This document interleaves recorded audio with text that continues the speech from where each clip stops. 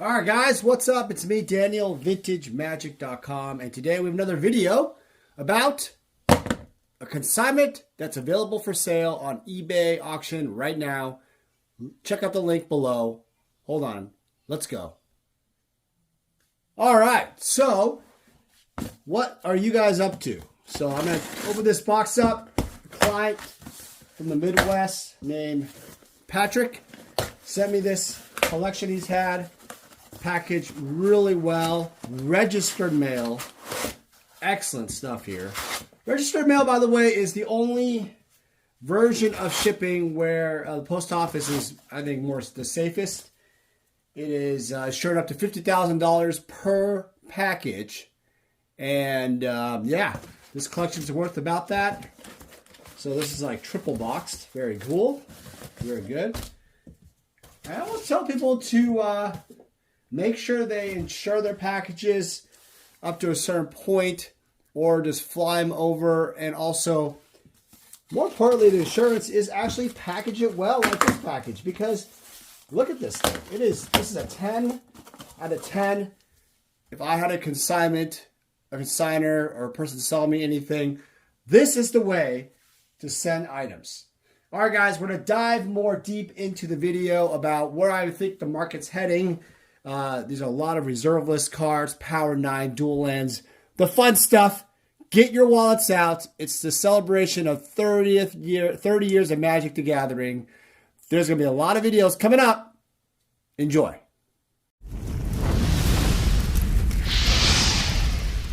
Vintage Magic. Game, collect, invest. For more information about our consulting and professional services, visit vintagemagic.com.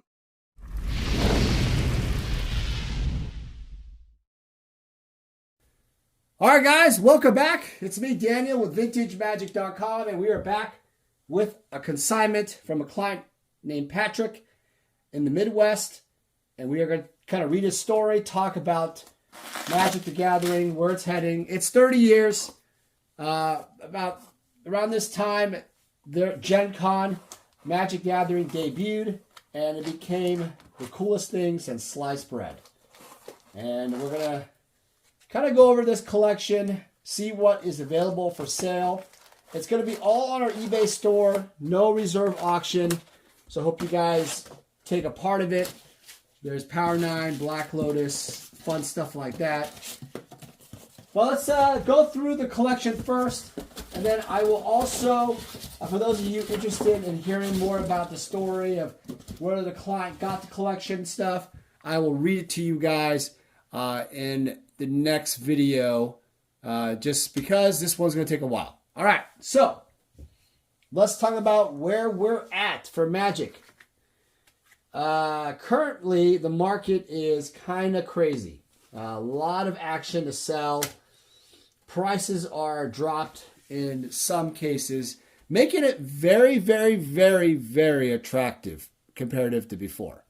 That's right, super attractive, to a point where I might have to be buying so much, I'm going to run out of money. Now, as you can see, as I'm sorting these cards, there's so many reserve list cards, it's crazy. So many cool artifacts of our game. It's the 30 years, and people are really excited about it. I know I will be at Magic Con Las Vegas coming up, and that is going to be September 21st to the 25th, but that 22nd and the 24th is the show. I think that's a Friday, Saturday, Sunday. And yeah, no booth this time, but I will be hanging out, meeting clients, doing entertainments, fun stuff with clients. It's going to be a lot of fun. And I have to say, kind of nostalgic. I was not there in the very, very beginning of Magic, but I have been around Magic for a very long time. And I will say that it's been a great honor and privilege, blessing, everything for my family to be a part of something really cool. I've met incredible artists, collectors, dealers, everybody. So many people out there. So that is one thing you can do, is just email me or just call me and text me. 206-914-7974. That's the best way. This way I can schedule something to meet up, etc. And love to see you at the show. I think there might be old school. Oh, here's the Lotus. Let's get right into it. I think there's going to be old school stuff going on. Might be able to do some of that. Not sure. I think this was just a filler card. That has no value. All right, let's take a look at this Lotus. This is the reason why we came to the video. You guys didn't want to hear me talk. You want to see about the Lotus. All right, so here we go. This is Unlimited Lotus. Definitely authentic and definitely nicely played. That's the terminology, guys. Yeah, I would probably call this HP, but let's see. Is it considered damage? Now, to some people, they'd be like, this is damage. Let's see. No creases, though. I don't know. I think it's HP. I think it's HP minus, obviously, but it's a great card. Players Lotus. This will be on eBay auction. Another plug for the eBay auction. Right now, I'm doing the 30th anniversary Magic sale. Check it out. Yeah, let's start, we'll start like this. The Black Lotus was obviously the Grail card. When I was younger, never thought I could ever own one. And now, today, I have quite a bit of them. But I will say that the market for them has, because this is a financial video, has declined quite a bit. Now, the alphas have not really declined as much, but the unlimiteds are super attractive. Super attractive to a point where there's a little crease on the edge there. The Time Twister, still a very nice card. The market has declined on unlimited losses, though I think they're super attractive for people looking to invest. It is obviously the big dog card of our market.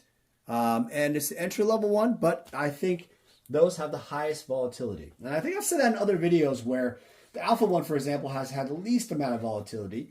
And I have seen nothing more than the same prices I've seen before for alpha. There are some declines here and there, but I don't see anybody saying, hey, I just want to get rid of my alpha lotuses or alpha lotus for nothing. Never seen that. Never will. I don't think it'll ever happen in this lifetime ever again. This is like the reserve list pile. When I do these sorting things, I just kind of like, I assume this Geist of Archives is a comedy, because it is. Yeah, I don't know what set that is. But when I do this sorting stuff, I try to be as systematic as I can, because later on it saves time for actually, selling or to organize the cards and selling them and taking pictures. All right. See if I can. Oh, that's good enough. That's still going? Yeah, it is. All right. Cool. All right. So, but yeah, the prices have gone down quite a bit. And I wonder if the market is going to find the ability to come back. And when is it? Because the goal here for everybody is to obviously have these cards at the lowest price, right? And this is a CE or IE one. Yep, it is a collector's editions. HP LP-ish Mock Sapphire. See, it's a whole CE set. Yeah, so the goal is to always get something in a lower price as possible, and then to sell it at the highest. And right now we are seeing definitely 20 to 30% drop from the top end easily. Alpha's definitely in that mix too. But I also think that other cards like Legends, Arabian Nights, Antiquities have all gone much lower. And this brings the point, what point do you actually buy these now? Because they're so attractive now compared to before, right? Past history. You're thinking, well, why don't I just wait, Dan, though? That's the $1 million question. Why don't I just wait until the moment of time where, like the 2017 before 2015, this is damaged. unlimited jet. Yeah, why not just wait? You know, I'll get more money if I just wait. You know, there's no rush. Yeah, I think people might be speculating these can go down to even more. Wow, this is a beautiful tabernacle. He was correct. Very minty. But I don't think, like, you have to, in business, you're going to have to make some predictions, right? You can't get it all right. Not every prediction is correct. But there's going to be some predictions. So my prediction here is that I'm not buying into the fact that these are going to go down past the 2017 mark. That's extremely low. That's the era where I'd say Alpha Lotuses were still like, I don't know, 20 grand tops. Alpha Lotuses will never go that low anymore, right? So I don't think that's going to happen in this lifetime again. And if people are waiting around with money, they're probably going to be waiting for a long time because it's never going to happen. With that said, do I think that there's possibility, to go 5-10% on those?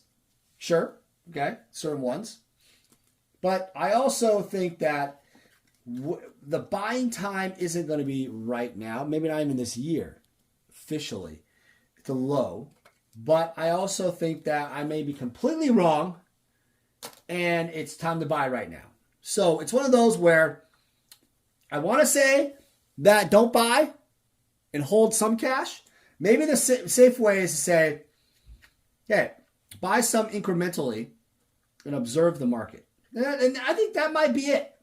That might be the consensus, is wait, be a little bit more, patient, as they say. Patience. I like that. Patience. Oftentimes when you make investment choices, you do it on impulse, right? Or buying choices. And I think a lot of people do that in a lot of different markets. And impulse buying is very, very, very dangerous, in my opinion. It is what causes people to be broke. There's a lot of, frustration in families saying, oh, why did you buy this? And why did you buy this junk? And blah, blah, blah. Yeah, it's bad. It's a bad thing for America and everything. But I think these cards, I don't know. Are they really considered impulse buying? Or are they just always going to hold value? And, is it always going to be worth what it's worth? See, truthfully, I think that people have now seen that the cards can go down. Remember that time where Alpha or Power 9 and Unlimited was going 4 to 5K even played? The Mox Emerald or Pearl, whatever. Right? We thought, oh, these are going to go up forever. No question. Right? And we found that it actually has a lot of, now they're going for like 2K range, right? For Mox Pearl or Mox Emerald. Alpha Power was always going for 10K. It doesn't matter how crappy condition it was. They all went down to below that. I've seen, Mox Jets, Mox Emeralds, Mox Pearls go for 5-6K in really play condition, right? You're probably thinking, well, where are these deals? Yeah, I don't see this crap. I've seen them. Do I keep buying some? Yeah, I keep buying some here and there. But I don't know. I mean, what you're speculating on, though, is your money going to double up? Say you bought a Mox for 5K, an Alpha, right? You're hoping it goes to 10K, right? Are you looking to flip at a K? Yeah, I think you'll make money on that. That's an easy choice. But 10K, double up? How long do you hold it, right? These are the questions that people are starting to think about. And you have the situation where saving your money in the freaking money market accounts, I've said this before, is now really, really, really, really freaking attractive. You don't even have to do anything. You don't have to own a rental home. You don't have to do anything. And Magic the Gathering now has gone down, but again, you don't know where it's going to go. It could go down more. But the good thing about what Magic cards is, they're not being taxed every year for having it. Property tax, insurance. So You have to have some insurance, but if you just get a bank safe, you're, you know, decently safe, right? Overall. Magic cards are still, I think, relatively attractive in the sense that maintenance-wise, it's little to none. But people are waiting with cash. They're waiting. There's a lot of cash out there, guys. Don't be fooled. They're wondering, when is it time to buy and make big purchases, right? Go after this stuff further. And we always want to predict the right time.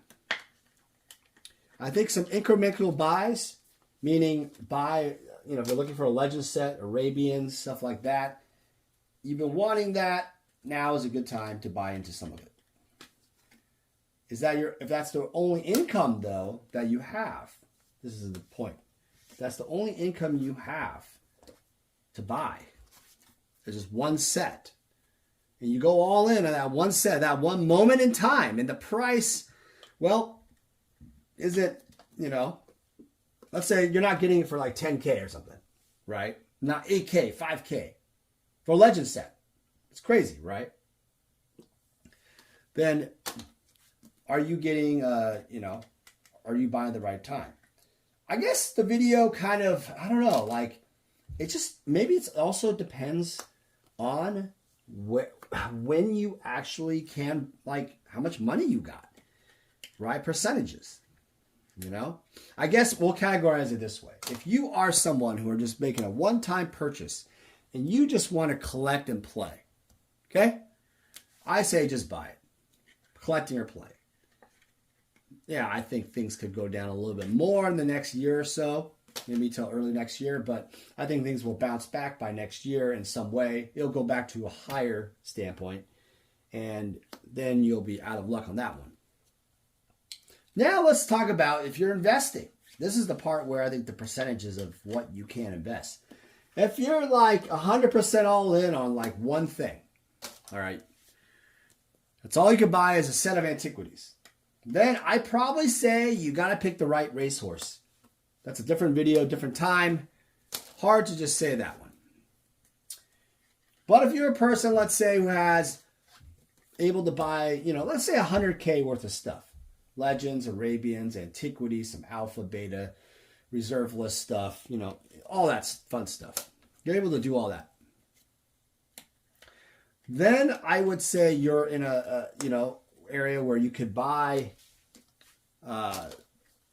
one of each set, but the timing wise, you could buy, you know, watch incrementally on certain singles, spec certain singles, that might work. The question though is, Dan, is this really gonna give me let's say 1 year, 2 year, 5 year return? Is it gonna beat the stock market? What are we looking at here? Is it really gonna happen? Maybe artist proofs. Maybe those altered cards I was telling you about. Paintings on the back of artist proofs. Will it beat this market? You know, the booster boxes, the sealed product is crazy down for, just crazy down right now in the older markets. Opportunity to buy, right? But how much more could it go down? I always say buy a diverse range. I think that that's always a good strategy. I'm also combining these now because there's too many cards. Diverse range is really important because I don't think that people understand if you just buy a bunch of stuff that is, I don't know if that's a good card or not. I think it is.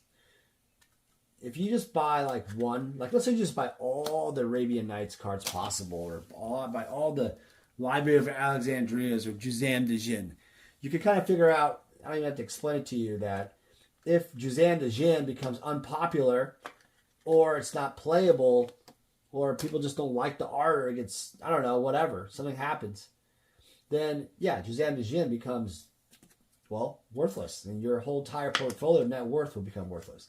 Now, obviously, Juzam de Jin is obviously one of the most iconic cards in Magic. It's not going to happen to ever become worthless. But is it worth putting a lot of money into it? So, you know, I think you guys get the point, though, that you're going to pick the right racehorse here. Something that actually has potential to grow.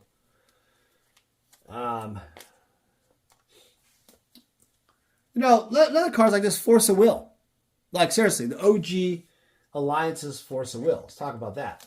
That card has been troubled, and then it went up really high, like $150 or so, $200 a pop during the pandemic time, for near mint, of course. And then, no, now they've climbed back down. Are they quite at a, I don't know, $20, $30 card? Not quite yet, but could. And that affects the prices of the boxes. Alliance's boxers were going for over $3K all the time. I would say, what is it? Over $3K, but, you know, $4 to $5K, yeah. Nowadays, under $2K, easily. Not under $1K, but under $2K. Scary stuff, guys. You put some money into those boxes, are you holding it? What are you doing? Or, you know, is it just better just to not care and just buy more of it? Always the question of the century. I don't know if these are even. I don't know. Patrick, are these rares? I don't even know. Liliana Void foil has some value. Oh, speaking of new cards, there's a lot of new cards here, stuff like that. I'm not talking about reserve list cards like this Tulare Academy, not like that. But I'm talking about new cards like M11, Leylon the Void, you know, modern cards, let's say, Termergoyf, stuff like that.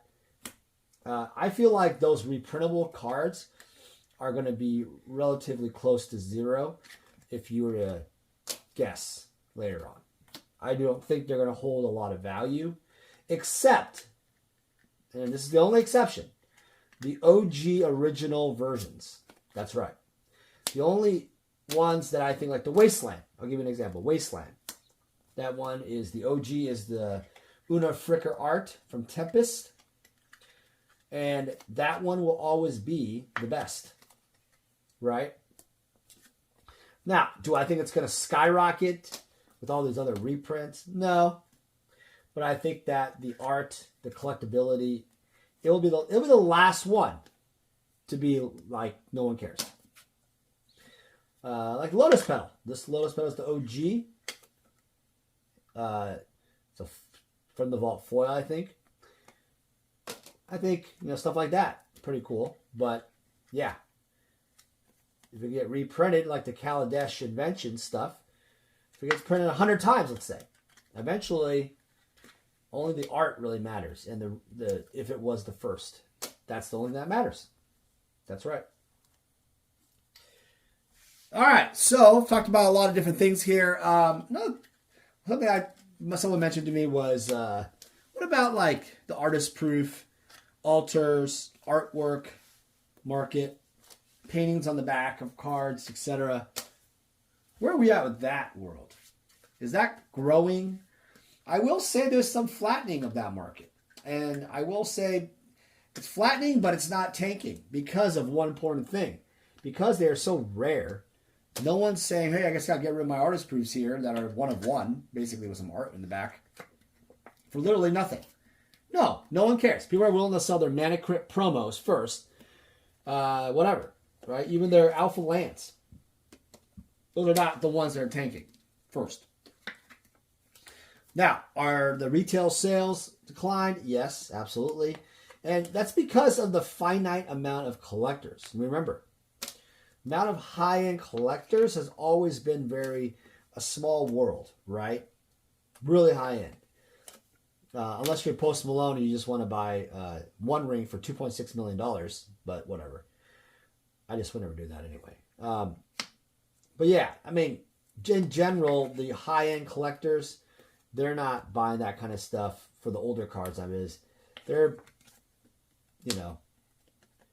So, supply is another thing.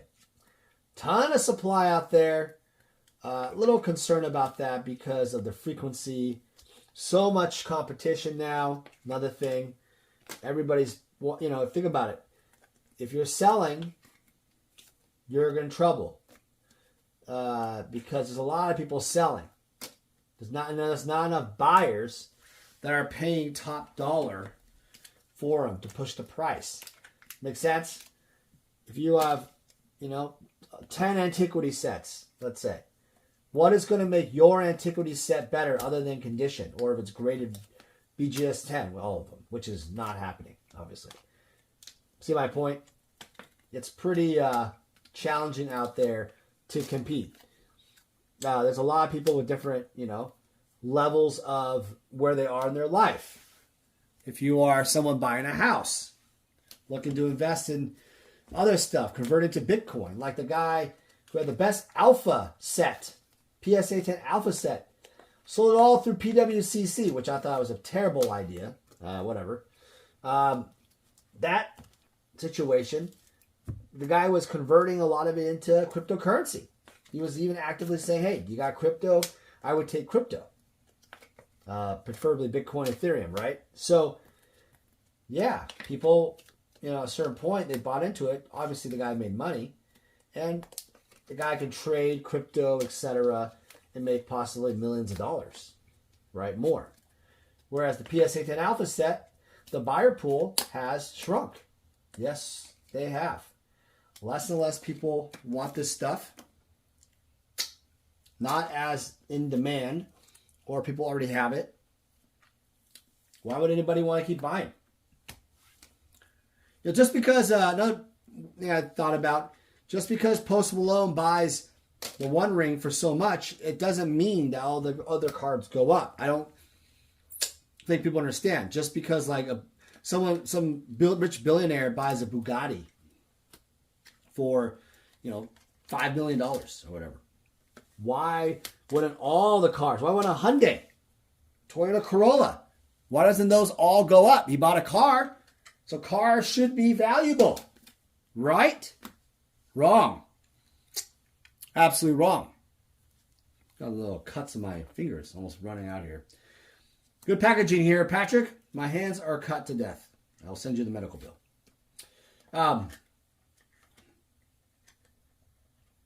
But yeah, it's just one of those things I thought about. A big sale of something of like that regard, like the One Ring, doesn't necessarily mean the entire market. The entire market for Magic is very, very complex in some ways. You got a lot of wide range. And there's also like these modern cards, people still make a lot of percentage points because the level of when they bought it from. But think about it. These stores, if they are not moving these fast enough and people are starting to hold these cards, they're losing money. A Cavern of Souls, for the love of God. This is the OG, but man, okay, other than OG, and OGs have gone down too, because OGs go down because of the fact that people, don't want the new old artwork sometimes. They want the new. But then eventually, if the prices of the newer ones just tank because there's so much supply, the OGs become more of this collectible factor. And then you get that factor of these. Show and tell.